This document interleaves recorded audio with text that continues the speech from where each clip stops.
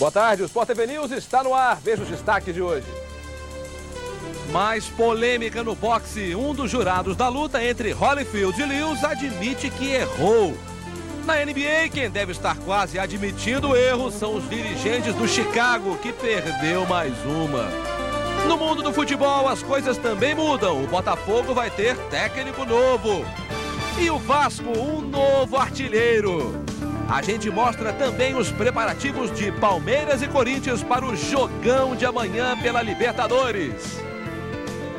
Um dos jurados da luta de sábado entre Evander Holyfield e Lennox Lewis admitiu que votou errado. Em entrevista ao jornal London Evening, o inglês Larry O'Connell disse que foi injusto com o compatriota Lewis 2 dias depois de ter dado o mesmo número de pontos para os dois pugilistas. A imprensa inglesa considerou o resultado da luta um escândalo. A vitória de um inglês acabaria com a supremacia de 100 anos dos americanos nos pesos pesados. Quem também considerou o resultado um roubo foi o empresário de Lennox Lewis, Frank Maloney. Ele foi cercado pela imprensa no aeroporto de Londres e comparou a decisão dos jurados a um assalto a banco sem máscara. Maloney disse que é difícil acreditar que houve corrupção e aceitou as desculpas do juiz inglês, mas afirmou que esse tipo de erro não pode acontecer numa luta desse nível. Ontem, em uma entrevista na televisão americana, Evander Holyfield, sem argumentos, repetia: a decisão foi soberana e estava tomada, foi empate. Lennox Lewis, com a mesma tranquilidade com que enfrentou o adversário, disse que foi muito superior a Holyfield. O lutador inglês também confirmou as declarações de que teria sido roubado e disse também que Holyfield ficou tão surpreso quanto ele. O empresário Don King, promotor da luta, disse que errar é humano. Juízes de outros esportes como basquete e beisebol também erram e o boxe não tem outro sistema de julgamento para que os erros sejam evitados. Uma nova luta vai ser marcada pelos presidentes do Conselho, Federação e Associação de Boxe, provavelmente em setembro. Ameaça de boicote aos Jogos Olímpicos de Sydney no ano que vem. O governo alemão confirmou que admite não participar da Olimpíada por causa da confirmação de corrupção pelo comitê organizador. Mais 14 países europeus também ameaçam o boicote. Ficou provado pela justiça australiana que os delegados responsáveis pela escolha ganharam presentes e viagens da organização. Em resposta ao protesto da Europa, Michael Knight, presidente do comitê organizador dos Jogos de Sydney, garantiu que nenhum país vai boicotar os Jogos e que isso é pura especulação da mídia. Enquanto isso, em Lausanne, os dirigentes do COI estão reunidos para decidir sobre o futuro dos delegados acusados de corrupção no caso de Salt Lake City. Vai ser uma semana de decisões importantes em Lausanne. O presidente de honra da FIFA, o brasileiro João Avelange, também está participando das votações. A expulsão já anunciada de 6 membros do Comitê Olímpico foi confirmada por 2/3 dos votos dos 91 delegados presentes. Dick Pound, porta-voz do encontro, disse que o COI pretende continuar as investigações e punir todos os culpados. Até o fim da semana, o Comitê Olímpico Internacional deve formar uma comissão para mudar a forma da escolha das sedes dos Jogos Olímpicos. Rugby, rally e trial. É hora de girar o mundo no Sport TV News. 2 pilotos disputaram o título na última etapa em Torino, na Itália. O inglês Doug Lampkin, bicampeão mundial e líder do campeonato, deu um show de equilíbrio nos obstáculos e fez 17 pontos. O espanhol Marco Lomer levantou a torcida na subida da cachoeira com muito sangue frio e coragem. Os dois se classificaram para a última prova. Lampkin chegou depois, mas sem nenhum ponto perdido, foi o campeão. No Reino Unido, o Rally do País de Gales abriu a temporada inglesa da categoria com uma surpresa. David Higgs, irmão mais novo do campeão Mark, foi o primeiro. David, que dirigiu um Subaru de uma equipe pequena, fez o tempo de 2 horas e 22 minutos. O irmão Mark, com o moderno Renault, foi apenas o 5º. No Uruguai, o time da casa recebeu a seleção de Portugal na primeira partida das eliminatórias da Copa do Mundo de Rugby. Os uruguaios surpreenderam os portugueses com um jogo baseado na defesa e venceram por 46-9. A partida de volta vai ser disputada em Lisboa no dia 13 de abril. Depois do intervalo tem basquete feminino, vôlei de praia, futebol e o calvário do Chicago Bulls na NBA. Perder virou rotina, quem diria, hein?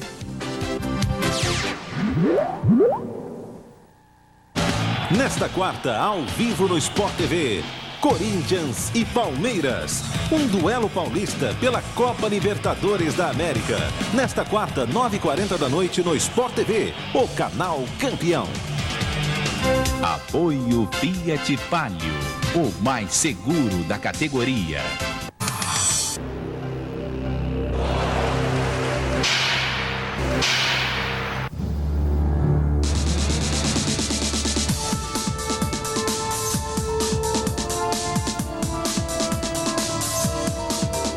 Os melhores tenistas do Brasil e da Espanha defendendo suas bandeiras na principal competição por equipes do tênis masculino. Um confronto que você só assiste ao vivo no seu canal campeão. Copa Davis, em abril, no Sport TV.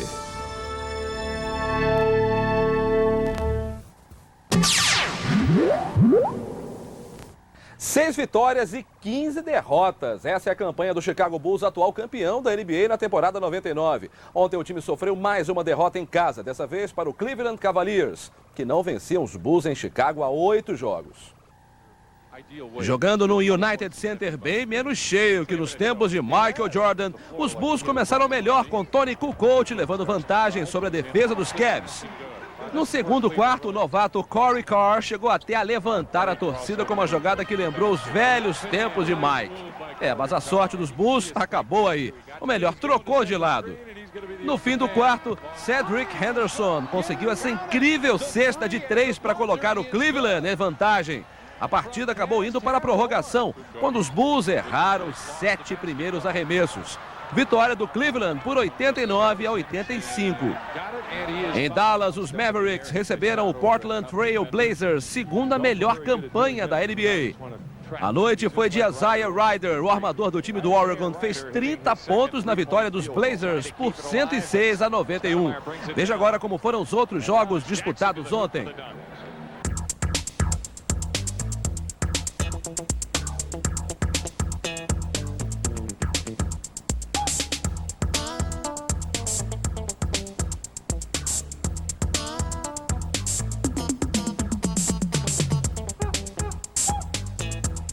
Pelo Campeonato Nacional Feminino de Basquete, o Paraná derrotou o Vasto Verde Irmãos Zen por 96-67 em Blumenau. A partida que foi transmitida ontem à noite pelo Sport TV teve como destaques Marta e Silvinha.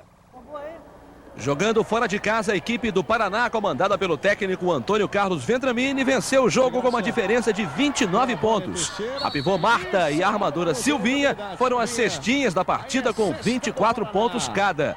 Marta também se destacou nos rebotes, com 8. No time do Vasto Verde Irmãos Zen, o destaque foi a ala Juliana, que marcou 18 pontos.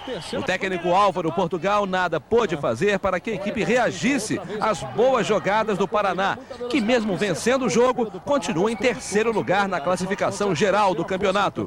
O Vasto Verde Irmãos Zen é o lanterna da competição. Veja como terminaram os outros jogos de ontem.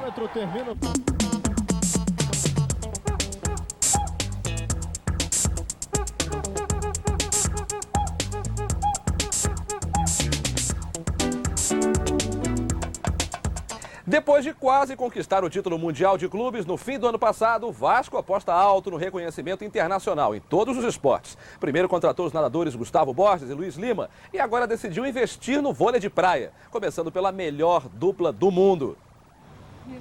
Adriana Bear e Shelda trocam o biquíni pela camisa da Cruz de Malta na hora da entrevista. A dupla é a última aquisição do Vasco. O clube quer contratar atletas de destaque nos esportes olímpicos pensando em Sydney no ano 2000. E no vôlei de praia, o Vasco escolheu as melhores. Nos 2 últimos anos, Adriana Bear e Shelda foram bicampeãs mundiais e bicampeãs brasileiras. Acho que é uma parceria que a gente fez com ele, tanto do nosso lado quanto da parte dele, com um grande objetivo que é o Pan-Americano e tentar chegar na Olimpíada. E para chegar na Olimpíada, elas vão começar a disputar a partir de abril o circuito mundial. As 2 melhores duplas do Brasil nesse torneio se classificam para Sydney. E para isso, agora já querem contar com uma ajudinha extra. Tanto o Vasco quanto nós, Shelda e Adriana, temos uma torcida boa, temos aquelas pessoas que torcem pelo nosso trabalho, torcem pelos nossos objetivos. Acho que só tem que querer acrescentar, né? Acho que agora a gente vai ter mais pessoas torcendo pela gente. E para conquistar a torcida vascaína definitivamente, Adriana, Biara e Shelda já estão com o grito de guerra do Vasco na ponta da língua. Só elas não, a equipe toda. Casaca, casaca, casaca, casaca, casaca, a turma é boa, é mesmo da Fusaca. Vasco, Vasco, Vasco! A seleção brasileira sub-17 se classificou para as semifinais do Campeonato Sul-Americano. O Brasil venceu o Chile por 1-0, gol de Leandro, e vai enfrentar amanhã a Argentina. A outra semifinal vai ser entre Uruguai e Paraguai.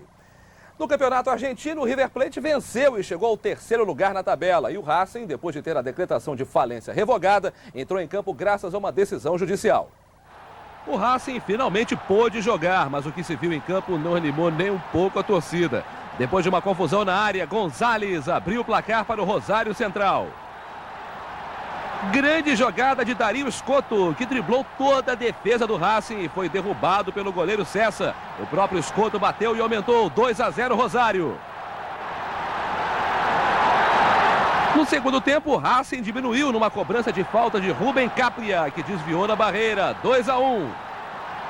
No fim do jogo, o Racing teve um gol de La Torre anulado por impedimento e o placar ficou mesmo no 2-1 para o Rosário Central.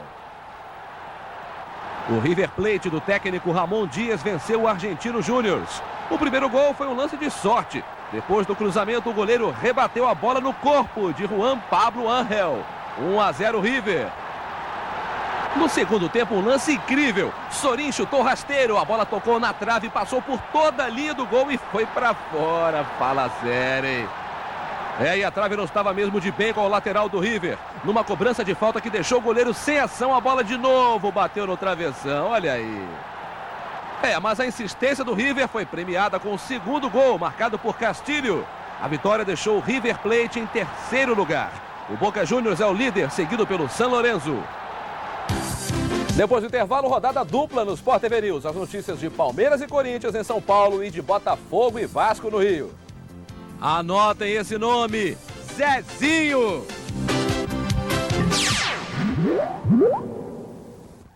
Nesta terça, você acompanha o confronto de duas forças das quadras nacionais ao vivo no Sport TV. Olímpicos e Umbra. Um jogão em transmissão exclusiva. Superliga Masculina de Vôlei, nesta terça, 8h30 da noite. Apoio Gatorade. Você quer, você pode. E Olímpicos Tracking. Verão com mais aventura. Campeonato Carioca e Campeonato Paulista ao vivo no Sport TV. Neste domingo, Palmeiras e Guarani, com narração de Deva Pascovitch e comentários de Júnior. Um jogo em transmissão direta para todo o Brasil, menos para o Rio de Janeiro e Brasília, que acompanham as emoções de Americano e Botafogo, com narração de Luiz Carlos Júnior e comentários de Daniel de Paula. Neste domingo, a partir das 13h30 da tarde no Sport TV, o canal campeão. Futebol 99. Apoio Fiat Palio, o mais seguro da categoria. Bia, ele passou por aqui. Tá numa picape. Picape? Que picape? Olha, é maravilhosa. Linda. Fiat Strada, a nova picape da Fiat.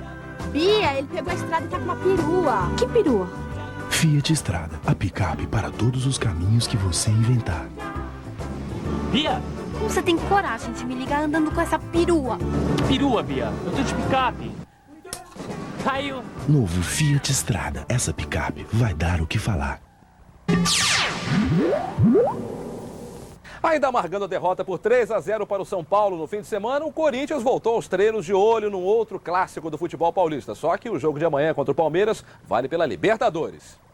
No Parque São Jorge, a ordem é esquecer o São Paulo e pensar em outro clássico. Desta vez, contra o Palmeiras pela Libertadores da América. Mais um grande jogo, mais um clássico. O Corinthians está acostumado a jogar jogos difíceis. O Corinthians tem esse elenco bom, elenco de grandes jogadores para enfrentar essas dificuldades. Nós temos que estar preparados para isso. Evaristo de Macedo quer movimento e coordenação para vencer a partida e ficar mais perto da classificação. E os jogadores sabem muito bem da importância desse jogo. Ganhar do Palmeiras, ainda mais na Libertadores, na circunstância que o Corinthians está, dentro do grupo da Libertadores, com uma equipe que tem menos jogos e podendo conquistar uma vitória e deixar a gente em situação bastante cômoda e privilegiada no grupo, acho que é importante uma vitória. 3 jogos em 3 competições diferentes no prazo de 5 dias. Depois da vitória apertada sobre a União Barbarense no domingo, completar essa maratona é o grande desafio do Palmeiras nos próximos dias. Roque Júnior, que se machucou no começo do jogo, é a única dúvida para enfrentar o Corinthians pela Libertadores. César Sampaio e Rivarola já estão liberados pelo departamento médico. Reforços que vieram em boa hora para a equipe de Luiz Felipe Scolari. Quarta-feira o Corinthians, sexta o Gama, domingo o Guarani. Essa maratona dá para respirar, Júnior? Acho que não dá não, viu? A cada 2 dias realmente tá tendo jogo, né? Então o desgaste tá sendo muito grande, mas a pessoa tá revezando alguns jogadores que vem sentindo mais e tá dando certo. A maratona é muito grande. Acho que o maior tempo nosso é hotel, concentração, é viagem. Quase não tem tempo para ficar com a família. Mas vale o sacrifício. Com certeza nós seremos recompensados. Clima instável no Botafogo depois da derrota para o friburguense. O ex-técnico Valdir Espinosa lamenta a interrupção de um trabalho que estava apenas começando e o interino Dé sonha em vão com a possibilidade de ser efetivado. A mágoa era inevitável. Afinal, quando trocou o Coritiba pelo Botafogo no meio do Campeonato Brasileiro do ano passado, Espinosa tinha 2 boas propostas: a salarial e a de fazer um trabalho de renovação com os jogadores das categorias de base. O compromisso de livrar o Botafogo do rebaixamento, Espinosa cumpriu. O clube ficou devendo, mas vai pagar o salário do técnico até dezembro, quando vence o contrato. Teve uma derrota e o planejamento foi embora. Quer dizer, dificilmente, de sã consciência, ninguém poderia esperar que todo esse planejamento, reformulação, enfim, que você não tivesse as derrotas. Claro que elas iriam acontecer. Só que não esperava é que parasse tudo no início. Bicampeão júnior pelo Botafogo, Dé foi chamado para dirigir a equipe no jogo de amanhã contra o Criciúma pela Copa do Brasil. Mas com a experiência de 14 anos como treinador, mais a bagagem de jogador, que chegou a marcar 92 gols pelo Botafogo, Dé se sente preparado para substituir Espinosa.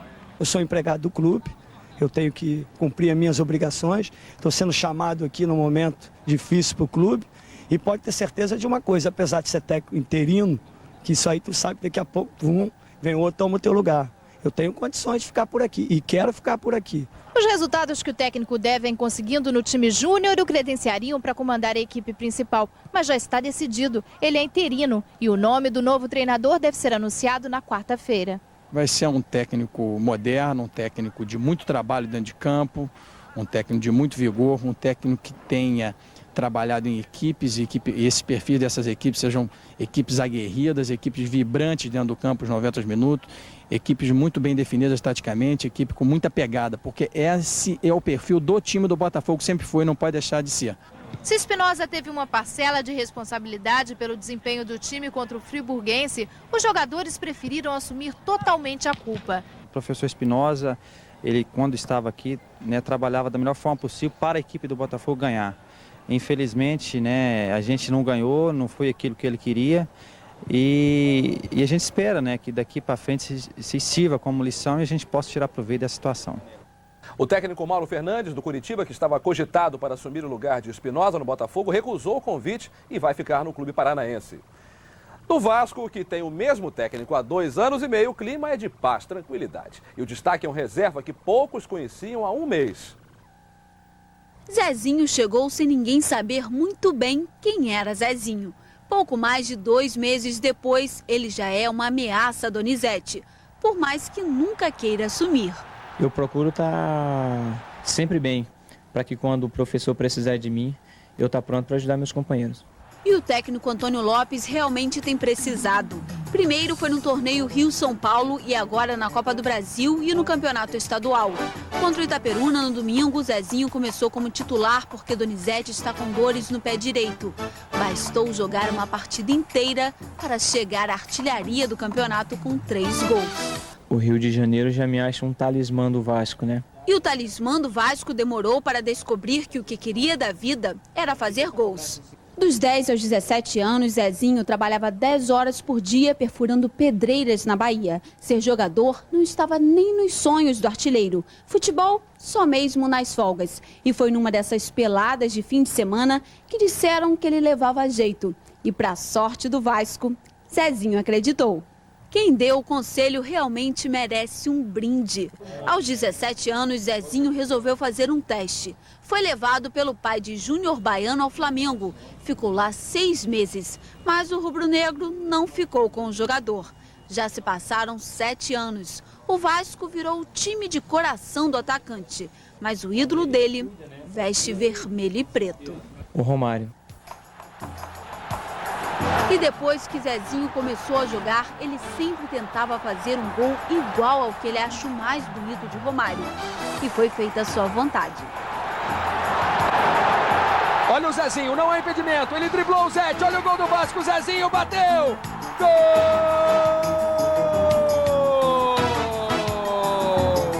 É do Vasco. Zezinho faz o terceiro. E hoje tem Superliga Masculina de Vôlei ao vivo no Sport TV. Olímpicos e Ubra jogam a partir das 8h30 da noite. Às 10h30, segunda edição do Sport TV News. Eu volto amanhã. Uma boa tarde para você.